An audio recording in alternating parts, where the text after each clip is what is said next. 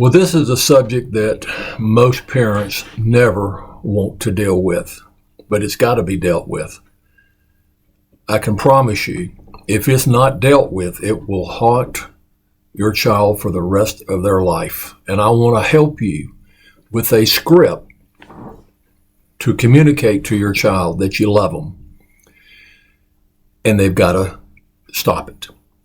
So, as you listen, obviously you can modify it for your particular need, but at least it's some guidelines. So you start off by telling them, you are a special gift from God, loved beyond measure by God and by us. As your parents, my heart's desire is to help you walk in the light of God's love and truth every single day. Let's come together in prayer and place our trust in Jesus and choose to show kindness in all that we do. I'm always here for you, and so is our Heavenly Father. Now let me stop right here. If you're not a person of faith, that's okay. We've worked with hundreds of families all through 24 years that weren't believers as we believe. But that doesn't matter. We are teaching principles that are solid and foundational to putting peace in your home. So, helping your child to navigate pornography with grace is critical. As parents, I would say Christian parents, we want to protect our kids' hearts and guide them toward God's design for their lives. But what happens when you discover your child has been exposed to pornography? Hey, it's a tough reality to face. And it's natural to feel shocked or even upset. Yet God calls us to respond with love, wisdom, and grace, trusting Him to guide us through this challenge. Number one, respond with grace, not anger. That won't help. If you find out your child has encountered pornography, take a moment to pray, or just calm down. Seek God's peace. Losing your temper or reacting harshly might push your child completely away. And that's the last thing you want to do. You don't want to make them hide from their struggles. Instead, be a safe haven where they can turn to anytime they need to. Ask gentle questions. Listen with love and show them the same grace Jesus extends to us. Your child needs a parent who reflects Christ's compassion, not just a friend. Hey, they got enough friends, I promise you. Number two, teach God's truth with love. Again, if you're not a person of faith, modify it. Simply telling your kid that pornography's wrong just isn't enough. They probably already know it. They know that it conflicts with God's word. Instead, guide them to understand why it's harmful, and they may listen to you. Share how it distorts God's beautiful design for relationships. It clouds their view of others as His image bearers and can pull their heart away from purity. If you face similar situations or struggles, humbly share your story, showing how God's grace has been your strength. This honesty builds trust and points them to His redemption. Number three, build boundaries together. In other words, get the kid involved. To help your child walk in purity, work together to create a plan rooted in wisdom. Ask them what safeguards they think would help. Perhaps keeping devices out of bedrooms, using accountability software, or setting screen time limits. But you got to involve them in the process so they feel empowered, not controlled. I guarantee you that's the last thing you want to do. Make it clear that boundaries are about protecting their heart for God's purpose. If rules are broken, loving consequences can guide them back to growth, always pointing to God's forgiveness. Number 4, seek help when needed. Always. If pornography becomes a persistent struggle affecting their schoolwork, behavior, or desire to follow God, don't hesitate to seek support. A Christian counselor or accountability partner can offer wisdom and encouragement. Now, let me stop right here.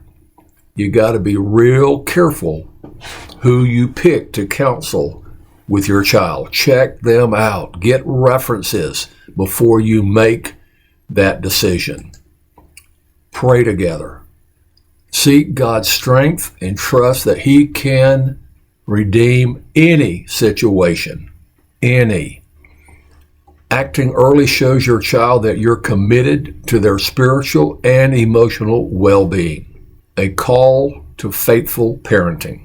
As parents, we are called to model Christ's love and set godly examples and guide our children towards His truth.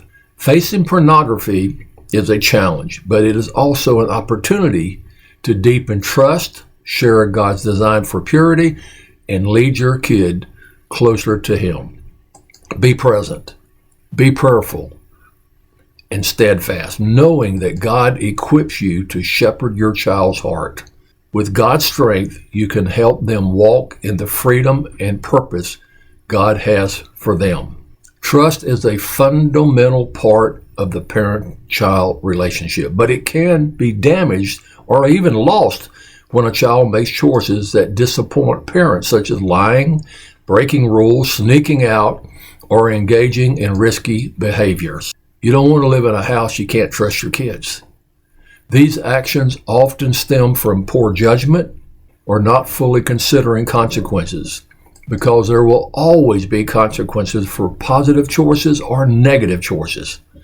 And they erode the confidence that parents have in their kids' reliability and honesty. Trust isn't an all or nothing thing, and it can be partially or fully broken depending on the severity and frequency of the mistake. Once lost, trust must be earned back because it's not automatically restored. Parents need time to process their disappointment and worry, often rooted in concern for their safety. And they require consistent evidence that you've learned from the error and can be dependable again. This is hard, parents, to help this kid earn back your trust. But guys, if you can't trust this kid, you'll never give them the car keys. You'll never trust them to go out and be alone without you. We've got to work on building this trust factor. Rebuilding it takes patience, effort, and time, but it's possible and can even strengthen the relationship in the long run. So, what do you do? To earn back parents' trust, follow the step-by-step plan, which focuses on accountability, communication, and demonstrating change through actions. In other words, acknowledge your mistake, son, daughter, and apologize sincerely. Start by admitting what you did was wrong without excuses or blaming others. Don't shift the blame. Explain your thought process at the time and how you've reflected on it and why you now see it was a poor choice. Yeah, they got to own up. Offer a genuine apology, showing remorse and understanding of how it affected them. This demonstrates maturity and helps open the door to rebuilding that relationship. Oh yeah, it's been broken. Understand and respect their perspective. Yep, put yourself in their shoes. Give the parents space to calm down if they're upset. This is what you're communicating to your kid. Recognize that their reactions come from love and fear for your well-being. Now you're talking to your kid. Don't forget. Avoid pushing or immediate forgiveness. Trust rebuilding is gradual and may impose temporary consequences like reduced privileges to help them learn. Have an open, calm conversation. Choose a low-stress time and please choose a low-stress time and place to talk. Clearly state your goal of regaining trust. Reiterate your apology and discuss what happened. Collaborate with parents on specific expectations or rules moving forward. Ask for their input on how you can improve yourself. And agree on small, measurable goals to track progress.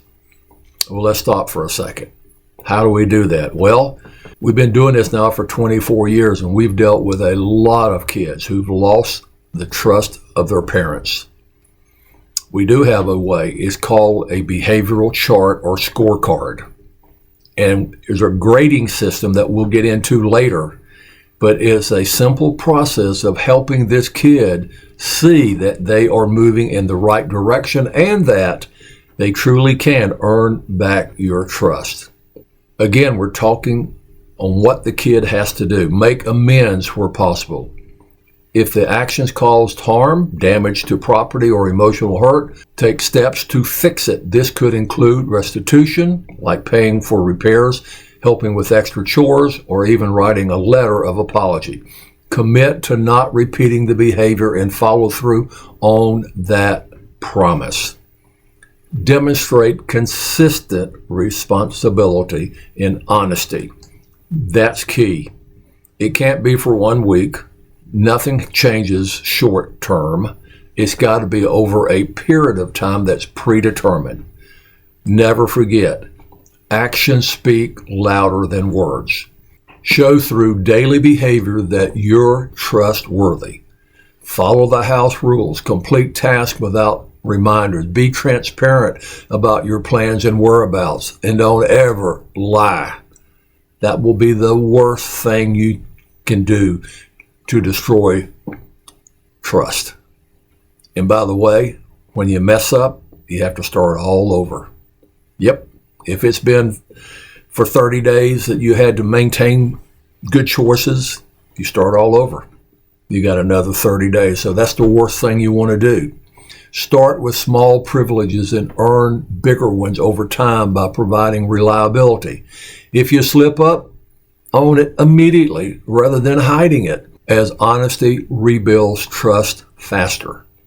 Seek support if needed and be patient. Talk to a trusted adult or counselor for advice on navigating this.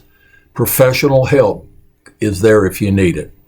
School counselor, many other directions that we can go. And remember, rebuilding trust might take weeks or even months, but consistent effort will show your growth and help restore the relationship.